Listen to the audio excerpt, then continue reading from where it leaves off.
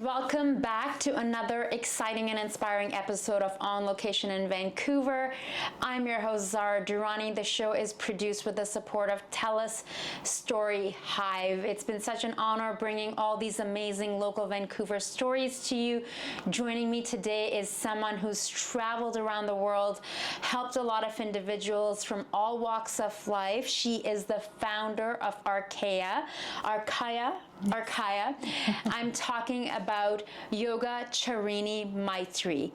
Yogacharini Maitreyi is a practical mystic and the founder of Arkaya. She has taught a wide variety of people from all walks of life, from Buddhist monks in Sri Lanka, prisoners in Sweden, emerging practitioners in Dubai, seasoned practitioners in Hong Kong, CEOs for over 2 decades.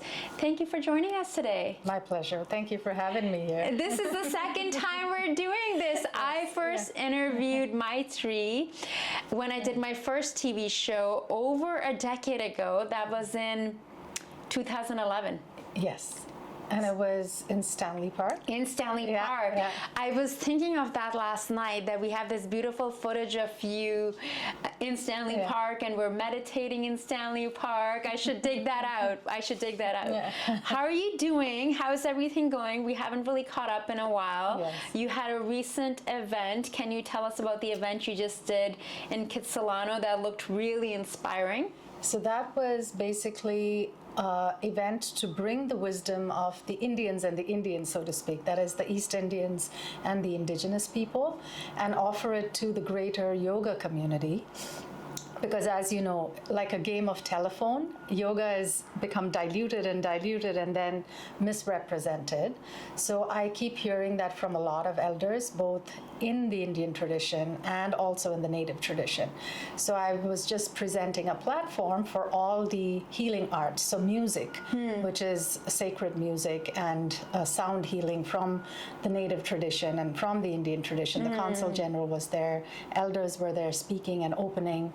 Then there was musical elements, and then I kind of taught a very simple practice, but more a practice for the body, emotions, mind, energy, and how to connect to the cosmic spirit. And that's what yoga is, this union or yuj between the individual and the cosmic.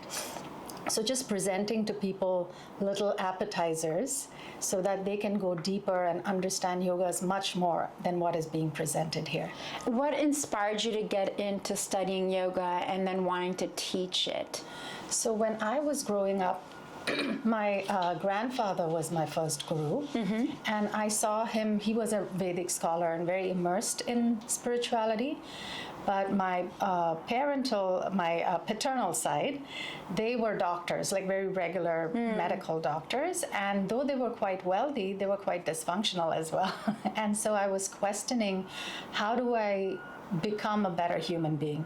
Why am I doing what I'm doing? So I was questioning my motivations, and yoga psychology and applied yoga philosophy gives you the rationale for how and why we behave the way we do. So that's like a psychology in itself, which means like our conditioned behavior and what we're carrying from our lineage, our ancestral behavior. So all of that can be explored through this medium of yoga. So it's not just a physical science. I'd love to hear your thoughts, because you mix the mind and the body and the healing aspects, because those are the aspects that personally drew me to yoga first, and then wanting to study the philosophy and then wanting to teach it. No, absolutely. You hit the nail on the head when you said, it becomes sensational. And also people are objectifying themselves, unfortunately, and emulating mainstream culture, be it movies or, and they think it's all about the appearance rather than what's in here. And none of my teachers looked so fancy. They're all very simple, approachable people in terms of who they were. It was their being that radiated. And for me, that is more important for the purpose of self-awareness. So like I said, that it's their journey, and if they need to follow it, it's great. But they're missing out on the depth of yoga. So it's like using an airplane on the runway and thinking, this is what, the airplane is meant for, and trying to fix better wheels and paint it up and make it look flashy instead of saying, oh, this is going to actually help me take off, to help me take off towards moksha or liberation. And this liberation from things that bind us, that keep us trapped in suffering on a mental and emotional level, is what yoga was originally meant for. And for me, that science is invaluable, to not be absorbed and assimilated in its fullness. You're doing a disservice to yourself, not to yoga. I mean, to yoga too, but to yourself, where you're not taking the nourishment and nutrition from what is available. And like flying an airplane, it's capable of giving you much more, not feeling stuck on the runway. I remember when I grew up in Pakistan, we would watch yoga on on television, and people are just wearing loose, baggy clothes. Yes, that's how I learned. And there is no concept of like a yoga mat, even though I love my yoga mat. I've had it for 5 or 6 years, and clothes that you can breathe in. Yes. And you're outside in an environment, you're getting fresh oxygen. And when I came here, and I was like, okay, this is very interesting. It's very different. So I would love to hear from you, because you also teach students who want to go on and teach, right? So I would love to hear your philosophy on perhaps making it palatable for here, whether you're teaching in Vancouver or in Europe or in Middle East, that when you're doing teacher trainings, how do you take people away from what they've learned and seen on social media and versus the reality of it? Yeah, no, that's a great question, because the expectation versus what they get, it's important to kind of realign their expectations. So I teach a 500-hour teacher training, and in the beginning it was in person, and post-COVID we've moved online. And what we've done is we have an interview with the person. Once not everybody's taken into the course, simply because we want to see that if their expectation meets, what we want from the student. Both have to match. Otherwise, one of us is going to be disappointed, or both of us. Yeah. So we usually connect with them and say, this is a traditional school, and it's going to go step by step. And as you rightly and beautifully said, just being in child's pose can bring up so much. So it's not about, oh, I want to do the headstand. Sometimes I want to do the one handstand, because it's going to look, you're going to get the likes on the TikTok or Instagram. I get it. It looks like, wow, like a athletic stunt Cirque du Soleil performance. Yeah. But, I would love to hear this from you, because I have my views on it. Yeah. Someone who teaches the teachers. No, absolutely. So we want them to understand that yoga is a somatic healing therapy and a somatic release, which means even if they're sitting with the simplest of poses, how deep do they go into it? How do they pace themselves? And we come from a very colonized mindset where we're constantly told that you're worthy only as much as you possess a lot and you produce a lot. So this idea that I have to possess a lot and produce a lot has been so reiterated, and that gets translated onto yoga too, which means I have to do a lot. I have to look like I'm doing all these complicated postures, when actually the reverse is true. In real yoga, we're pacing yourself. Patanjali in the Yoga Sutras, which is written over 2,000 years ago, he says, Sthiram Sukham Asanam. So sthiram is finding stability in your body and finding safety in your body. And trauma happens when we don't feel safe in the body. So we're actually looking at those traumas and saying, when or where was agency taken away from me? And that happens in a boot camp, when agency is completely taken away from you, where you're like, oh, go, I have to follow the teacher. I'm not listening to my body. I'm doing an exercise for the purpose of a particular goal. So whereas in yoga, the focus is awareness oriented, it's not achievement oriented. The achievement is a byproduct. So similarly, in the interview and even after, they do a Foundations for Life course, which is module 1 of the teacher training. And so they ease into the program, and then they kind of get that paradigm shift. They get, oh, this is a different model. I mean, it looks similar to yoga in the West, which means I'm doing all these postures, but I'm slowing down. I'm listening to my body. I'm listening to my breath. Where is it that my breath is short? So they go through all the different segments of the lungs. They're listening to where they're holding. Like some people, they're really poor lower chest breathers. Some people are very poor upper chest breathers. So the foundation being self-awareness.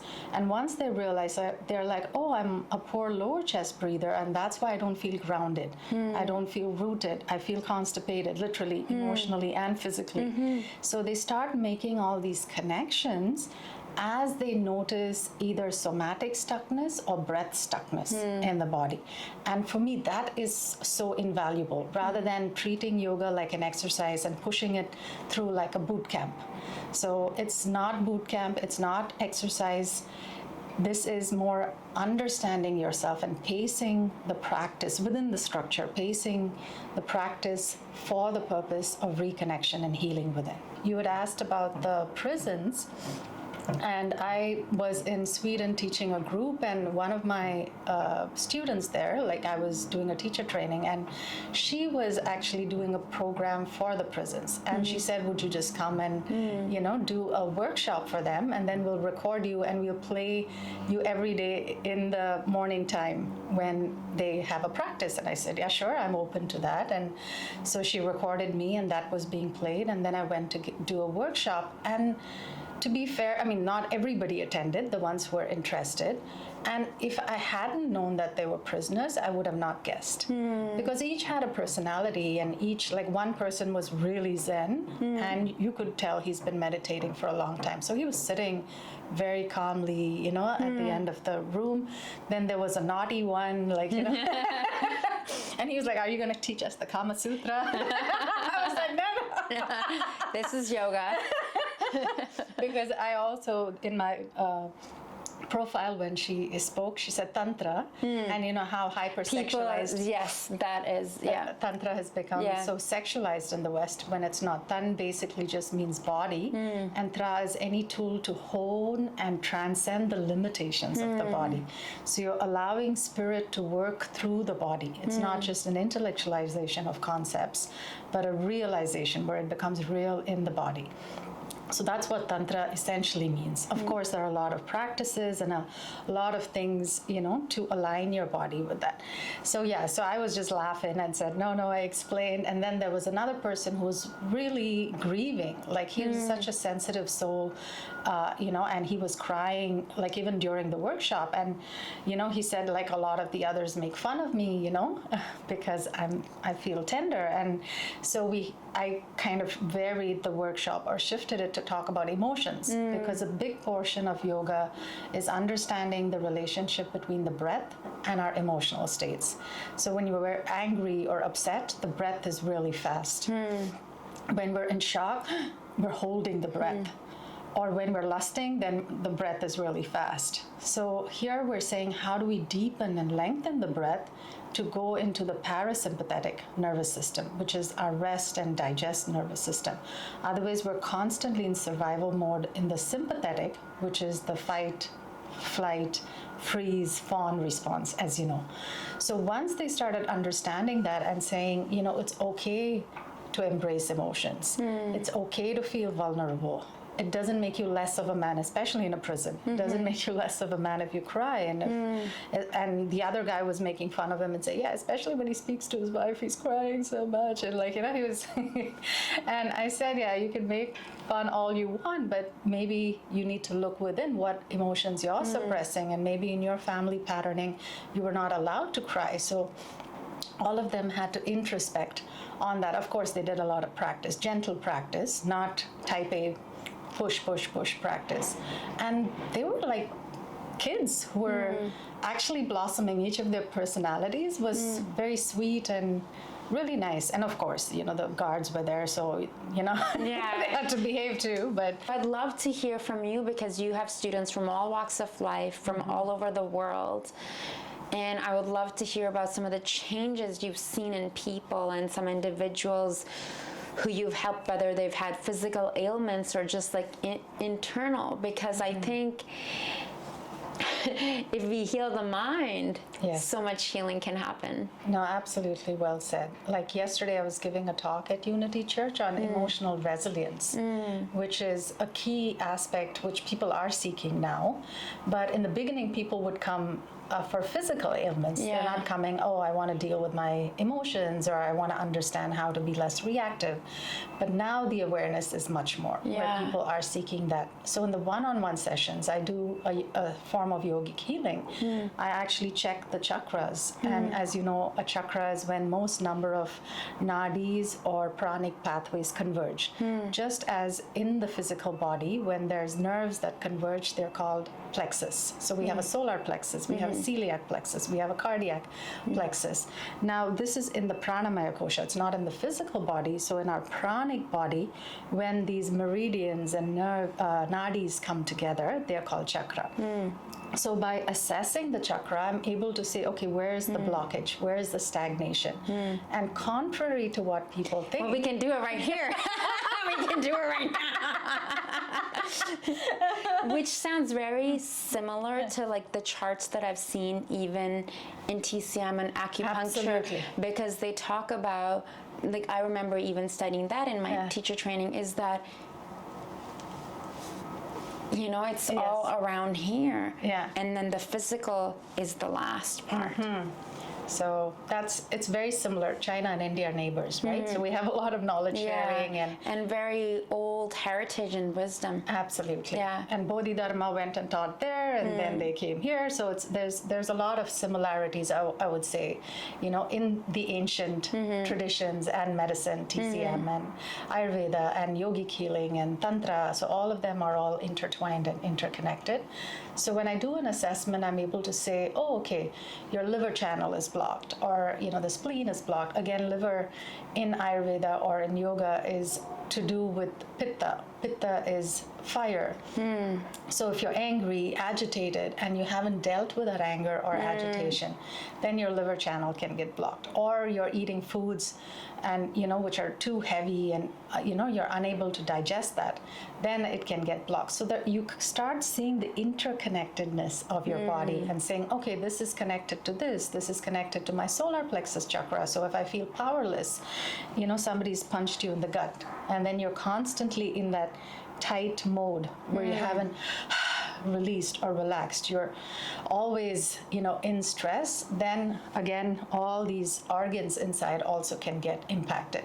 So with yoga, we're seeing, or the yogic healing, we're seeing the entire blueprint of our system and saying, okay, where are the blockages?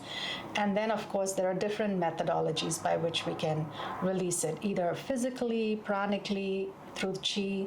So acupuncture does it with needles, but we don't use needles. We use various other methods to unblock the chi that is stuck or that is stagnant. But the principle is very similar in terms of how it releases these not only physical misalignment, but also emotions that have been suppressed.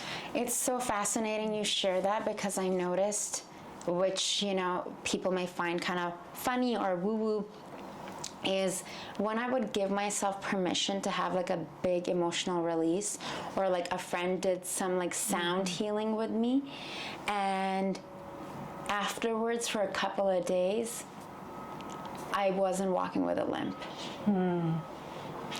But it's like some days it was correlated and some days it wasn't, and I know, like having taught yoga and from what I've learned, is that this area, it's all the emotions. Yes. Yeah. And the pelvic energy, like all that energy that is like cultivated in there, and it was really fascinating that how it's like on the right side. So I'm trying to be mindful and aware and like getting back in the swing of things. And then I started work again this week, and then yesterday or the day before I woke up and I have this little sty, and I'm like, okay, I do have the tendency to go at that 100 million miles an hour, finding the middle. It's like, then that also becomes the pendulum swings, that you can do the meditation, and you can also be in the world